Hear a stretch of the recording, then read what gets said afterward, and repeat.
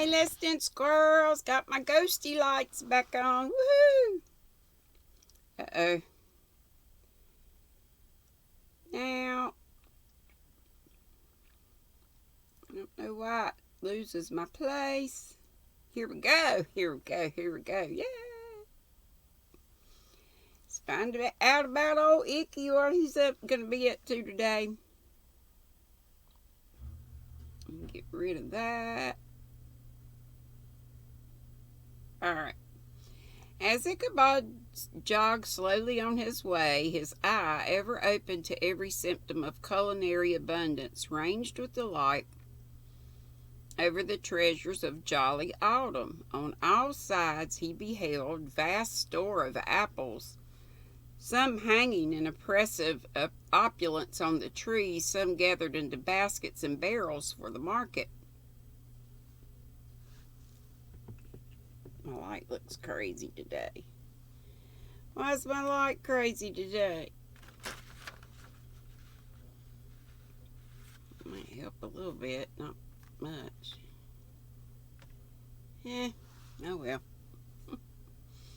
As long as you can hear me. Others heaped in rich piles for the cider press. Farther on he beheld great fields of Indian corn with its golden ears peeping from their leafy coverts, and holding out the promise of cakes and hasty pudding, and the yellow pumpkins lying beneath them, turning up their fair round bellies to the sun, and giving ample prospects of the most luxurious of pies. And anon he passed the fragrant buckwheat fields, breathing the odor of the beehive, and as he beheld them, soft anticipation stole over his mind of dainty slapjacks. This guy loves to eat. Well buttered and garnished with honey or treacle by the delicate little dimpled hand of Katrina Van Tassel. Thus, feeding his mind with many sweet thoughts and sugared suppositions, he journeyed along the sides of a range of hills which look out upon some of the goodliest scenes of the mighty Hudson. The sun gradually wheeled his broad disk down in the west. The wide bosom of the Tappan Zee lay motionless and glassy, excepting that here and there a gentle undulation waved and prolonged the blue shadow of the distant mountain.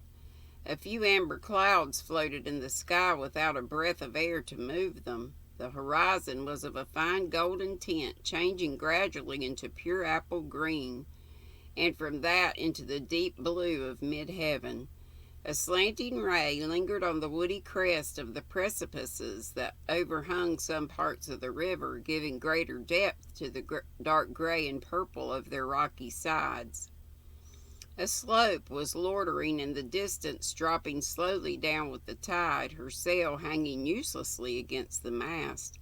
As the reflection of the sky gleamed along the still water, it seemed as if the vessel was suspended in the air. It was toward evening that Ichabod arrived at the castle of the Heer Van Tassel, Heer, which he found thronged with the pride and flower of the adjacent country. Old farmers, a spare leather-faced race in homespun coats and breeches, blue stockings, huge shoes, and magnificent pewter buckles, their brisk, withered little dames in close, crimped caps, long-waisted short gowns, homespun petticoats with scissors and pin-cushions and gay calico pockets hanging on the outside. Buxom lasses, almost as antiquated as their mothers, excepting where a straw hat, a fine ribbon, or perhaps a white frock gave symptoms of city innovation.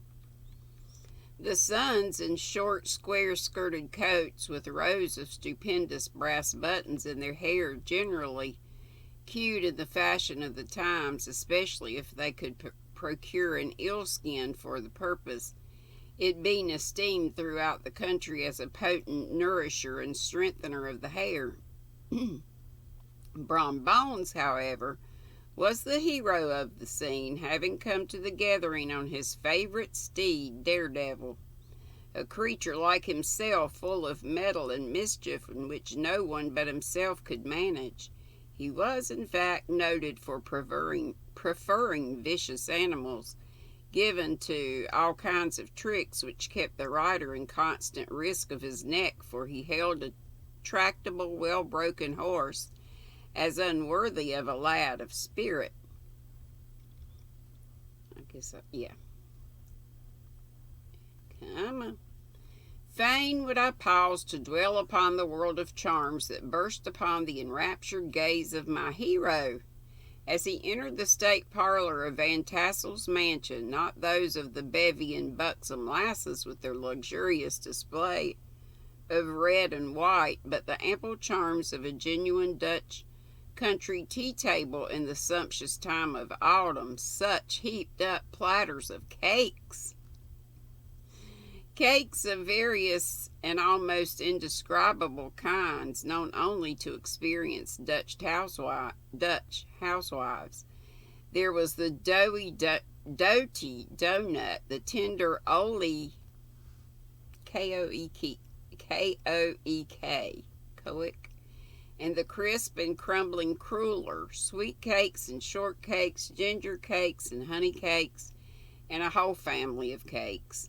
And then there were apple pies and peach pies and pumpkin pies, besides slices of ham and smoked beef, and moreover delectable dishes of preserved plums and peaches and pears and quinces, not to mention broiled shad and roasted chickens, together with bowls of milk and cream, all mingled higgledy-piggledy, pretty much as I have enumerated them, with the motherly teapot sending up its clouds of vapor from the midst. Heaven bless the mark. I want breath and time to discuss this banquet as it deserves, and am too eager to get on with my story. Happily, Ichabod Crane was not in so great a hurry as his historian, but did ample justice to every dainty. He was a kind and thankful creature whose heart dilated in proportion as his skin was filled with good cheer, and whose spirits rose with eating as some men's do with drink. He could not help, too, rolling his large eyes round him as he ate, and chuckling with the possibility that he might one day be lord of all this scene of almost unimaginable luxury and splendor. Then he thought how soon he'd turn his back upon the old schoolhouse, snap his fingers in the face of Hans Van Ripper and every other patron, and kick any itinerant pedagogue out of the doors that should dare to call him comrade. Old Baltus Van Tassel moved about among his guests with a face dilated with content and good humor, round and jolly as the harvest moon. His hospitable attentions were brief but expressive, being confided to a shake of the hand, a slap on the shoulder, a loud laugh, and a pressing invitation to fall to and help themselves. And now the sound of the music from the common room or hall summoned to the dance. The musician was an old gray-headed guy who had been the itinerant orchestra of the neighborhood for more than half a century. His instrument was as old and battered as himself. The greater part of the time he scraped on 2 or 3 strings, accompanying every movement of the bow with a motion of the head, bowing almost to the ground and stamping with his foot whenever a fresh couple were to start. Ichabod prided himself upon his dancing as much as upon his vocal powers. Not a limb, not a fiber about him was idle, and to have seen his loosely hung frame in full motion and clattering about the room, you would have thought St. Vitus himself, that blessed patron of dance, was figuring before you in person. He was the admiration of all who, having gathered of all ages and sizes from the farm and neighborhood, stood forming a pyramid of shining faces at every door and window, gazing with delight at the scene, rolling their eyeballs and showing grinning rows of ivory from ear to ear. How could the flogger of urchins be otherwise than animated and joyous? The lady of his heart was his partner in the dance, and smiling graciously in reply to all his amorous ooglings, while Brom Bones, sorely smitten with love and jealousy, sat brooding by himself in one corner. When the dance was at an end, Ichabod was attracted to a knot of the sager folks who, with old Van Tassel, sat smoking at one end of the piazza, gossiping over former times and drawing out long stories about the war. This neighborhood, at the time of which I am speaking, was one of those highly favored places which abound with chronicle and great men.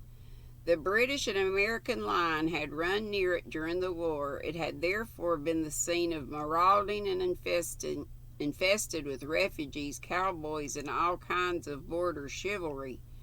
Just sufficient time had elapsed to enable each storyteller to dress up his tale with a little becoming fiction, and in the indistinctness of his recollection to make himself the hero of every exploit. There was the story of Dofue Martling, a large blue-bearded Dutchman, who had nearly taken a British frigate with an old iron 9-pounder from a mud breastwork, only that his gun burst at the 6th discharge, and there was an old gentleman who shall be nameless, being too rich a mynheer to be lightly mentioned, who in the battle of White Plains, being an excellent master of defense, parried a musket ball with a small sword, insomuch that he absolutely felt it whiz round the blade and glance off at the hilt, in proof of which he was ready at any time to show the sword with the hilt a little bent.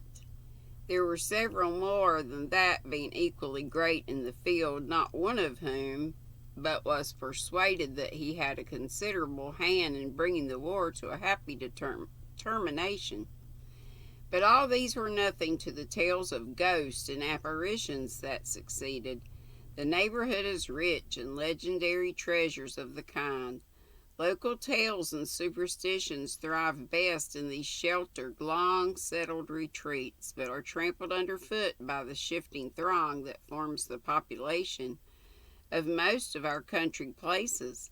Besides, there is no encouragement for ghosts in most of our villages, for they have scarcely had time to finish their first nap and turn themselves in their graves before their surviving friends have traveled away from the neighborhood, so that when they turn out at night to walk their rounds, they have no acquaintance left to call upon. This is perhaps the reason why we so seldom hear of ghosts, except in our long-established Dutch communities. The immediate cause, however, of the prevalence of supernatural stories in these parts was doubtless owing to the vicinity of Sleepy Hollow. There was a contagion in the very air that blew from that haunted region. It breathed forth an atmosphere of dreams and fancies infecting all the land. Several of the Sleepy Hollow people were present at Van Tassel's, and as usual were doling out their wild and wonderful legends. Many dismal tales were told about funeral trains, and mourning cries and wailings heard and seen about the great tree where the unfortunate Major Andre was taken, and which stood in the neighborhood. Some mention was also made of the woman in white that haunted the dark glen at Raven Rock, and was often heard to shriek on winter nights before a storm, having perished there in the snow.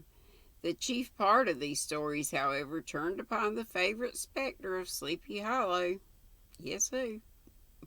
The Headless Horseman, who had been heard several times of late patrolling the country, and, it was said, tethered his horse nightly among the graves in the churchyard.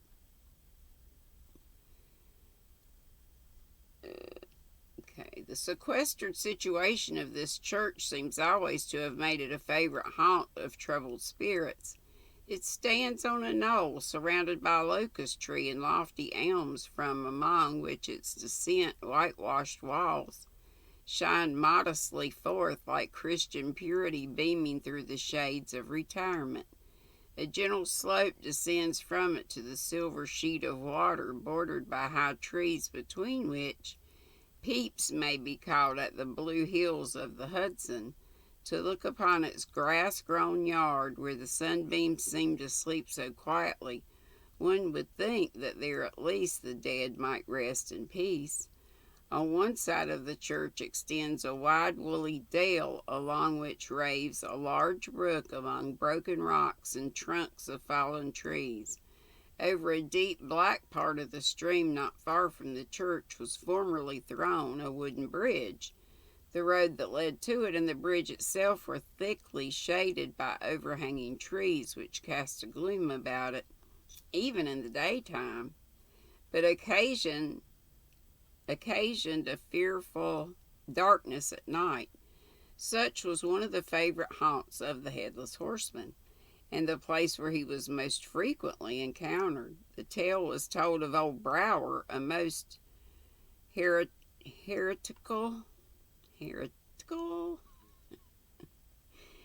disbeliever in ghosts, how he met the horseman returning from his foray into Sleepy Hollow, and was obliged to get up behind him.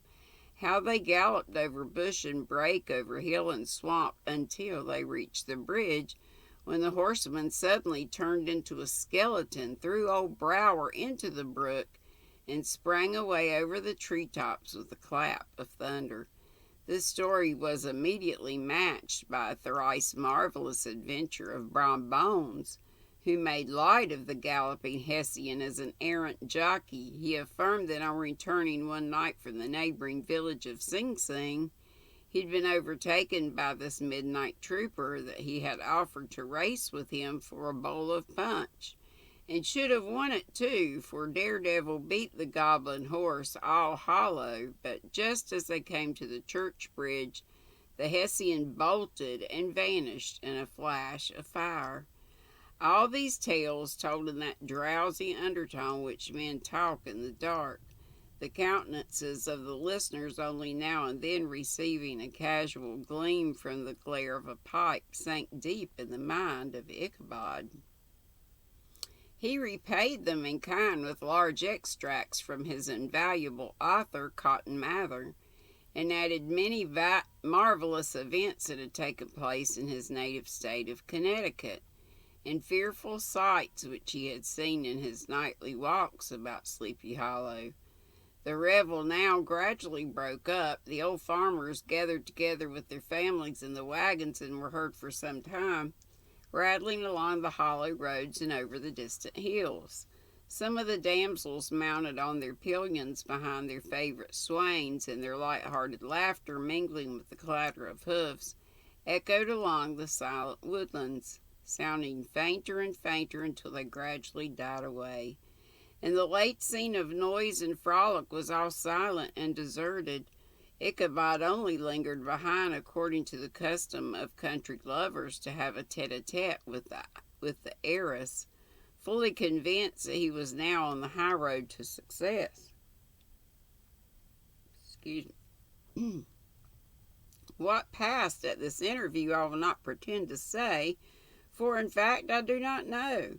Something, however, I fear me, must have gone wrong, for he certainly sallied forth after no very great interval, with an air quite desolate and chapfallen. Oh, these women, these women! Could that girl have been playing off any of her coquettish tricks? Was her encouragement of the poor pedagogue all a mere sham to secure her conquest of his rival? Heaven only knows, not I.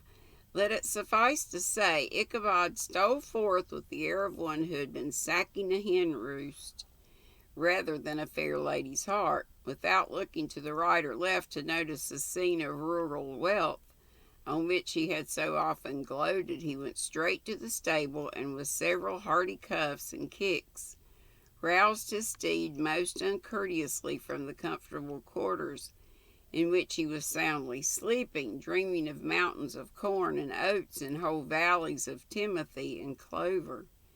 It was the very witching time of night that Ichabod, heavy-hearted and crestfallen, pursued his travels homeward.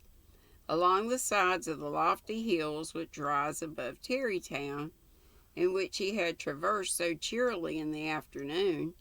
The hour was as dismal as himself. Far below him the Tappan Zee spread its dusky and indistinct waste of waters, with here and there the tall mast of a sloop riding quietly at anchor under the land.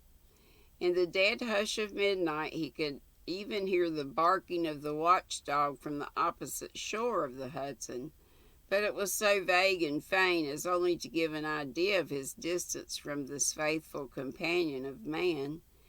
Now and then, too, the long-drawn crowing of a cock, accidentally awakened, would sound far, far off from some farmhouse away among the hills, but it was like a dreaming sound in his ear.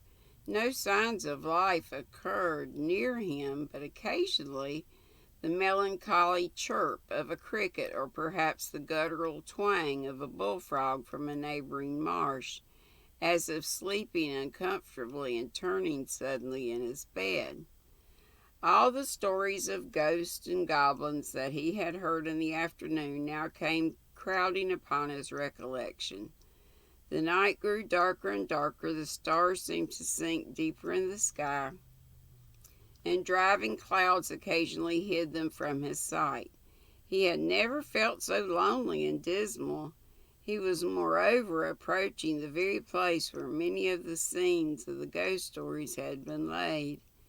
In the center of the road stood an enormous tulip tree which towered like a giant above all the other trees of the neighborhood, and formed a kind of landmark. Its limbs were gnarled and fantastic, large enough to form trunks for ordinary trees, twisting down almost to earth and rising again into the air.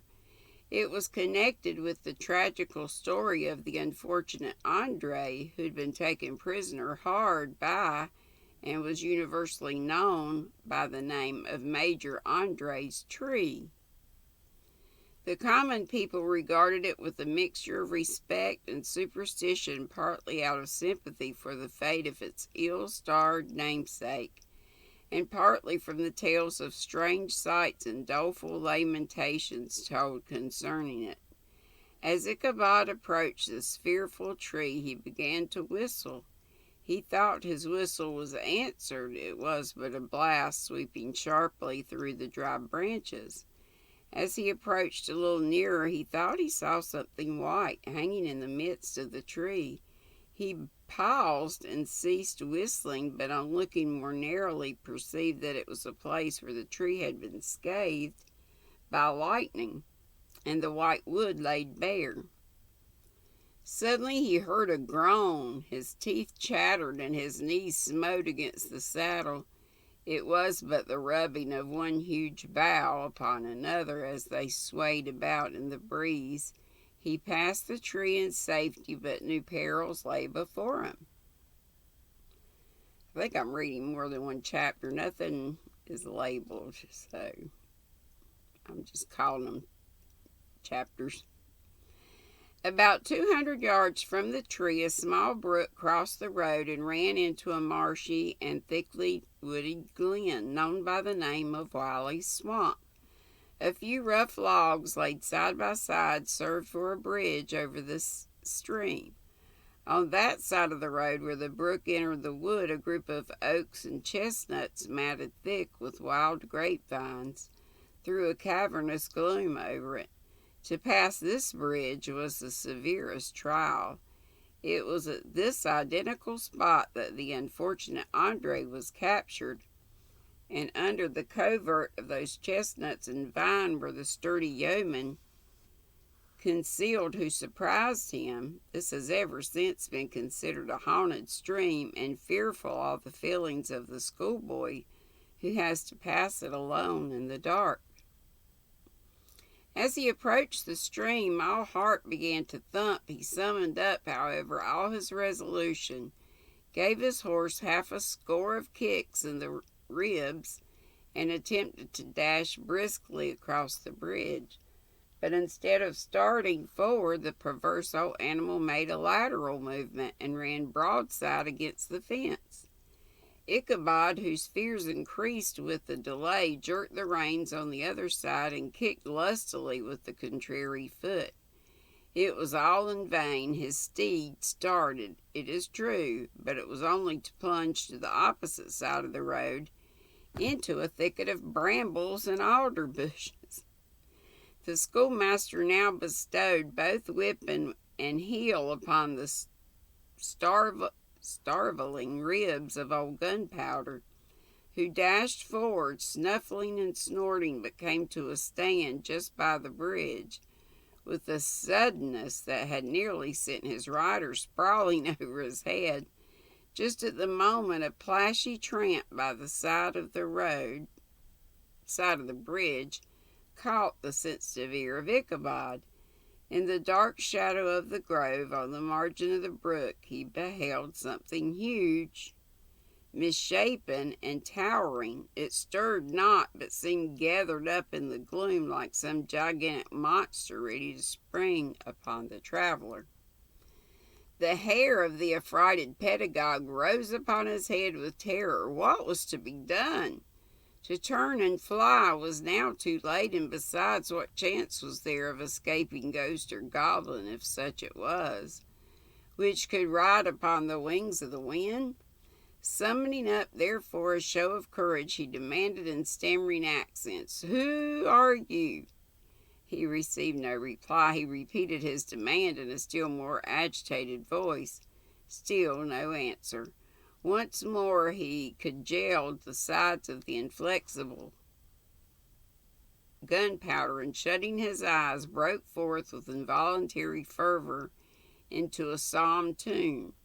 Just then the shadowy object of alarm put itself in motion, and with a scramble and bound stood at once in the middle of the road. Though the night was dark and dismal, yet the form of the unknown might now in some degree be ascertained. He appeared to be a horseman of large dimensions, and mounted on a black horse of powerful frame. He made no offer of molestation or social ability, but kept aloof on one side of the road, jogging along on the blind side of old Gunpowder, who had now got over his fright and waywardness. And I'll stop there. I think that may have been, I wish this had labeled chapters. I'm sure there's a book that does. I might try to find another one. We'll see. But anyway, I hope you're enjoying it. See ya. Have a great day. My youngest daughter's coming to hang out with her mama today. So there may be a trip to the Dollar Tree. I shouldn't, but I do have a few dollars, maybe. You know, we all have to have a little retail every once in a while, therapy. Anywho, no live today, so I'll be looking for you tomorrow. Live at 5 Eastern. Set an alarm. Love you bunches. Be sweet. Don't be ugly. Bye-bye.